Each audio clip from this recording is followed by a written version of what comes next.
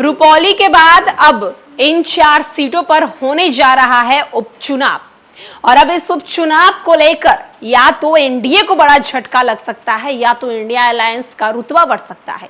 नमस्कार, मैं श्वेता और आप देख रहे हैं न्यूज फॉर नेशन। बिहार में रुपौली विधानसभा उपचुनाव को लेकर जो रिजल्ट सामने आए हैं, इस रिजल्ट में कहीं ना कहीं एनडीए को बड़ा झटका लगता हुआ नजर आया है। एक तरफ जहां इंडिया अलायंस की भी हार हुई है, लेकिन अब आने वाले 4 विधानसभा उपचुनाव को लेकर कहीं ना कहीं एनडीए की मुश्किलें जो है वो बढ़ती हुई नजर आ रही हैं।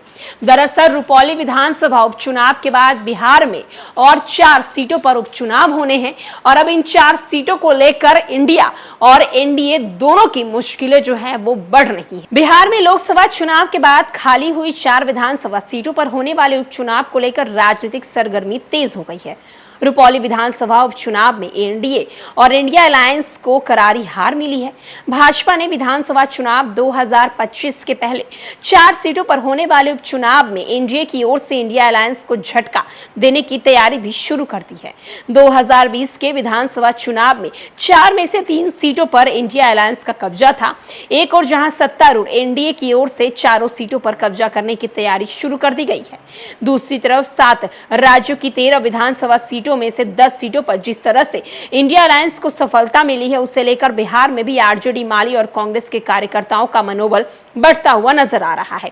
बिहार की 4 विधानसभा सीटों पर तरारी, रामगढ़, बेलागंज और इमामगंज में उपचुनाव तय है।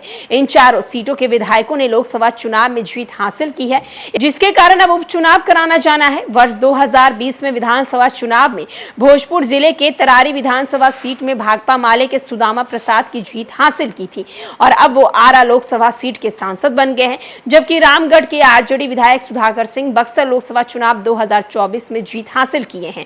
गया जिले के बेलागंज विधानसभा सीट से आरजेडी के विधायक सुरेंद्र यादव ने जहानाबाद लोकसभा सीट और इमामगंज से हिंदुस्तानी अवाम मोर्चा के जीतन राम मांझी को गया से सांसद बनाया गया है। 2020 के तरारी और रामगंज में बीजेपी दूसरे स्थान पर रही, जबकि बेलागंज में जदयू स्थान पर रही और इस कारण तरारी और रामगढ़ सीट पर बीजेपी की ओर से दावा किया जा रहा है। बेलागंज सीट को जदयू को देने पर सहमति बनी है, जबकि जीतन राम मांझी के सांसद बन जाने के कारण इमामगंज सीट पर खाली हुई है। इस कारण उनकी हम की पार्टी अब इस सीट पर स्वाभाविक दाव जो है वो बनाती हुई नजर आ रही है। बीजेपी नेताओं ने बताया है कि एनडीए में सीट बंटवारे पर सहमति बन गई है। 4 सीटों में भाजपा 2, जदयू 1 और हम के 1 उम्मीदवार जो है वो उतारे जाएंगे। तो रुपौली विधानसभा उपचुनाव को लेकर एनडीए और इंडिया अलायंस को तो झटका लगा ही है, लेकिन अब बिहार में 4 और विधानसभा के जो उपचुनाव होने वाले हैं और अब इन सीटों को लेकर कहीं ना कहीं एनडीए घबराती हुई नजर आ रही है।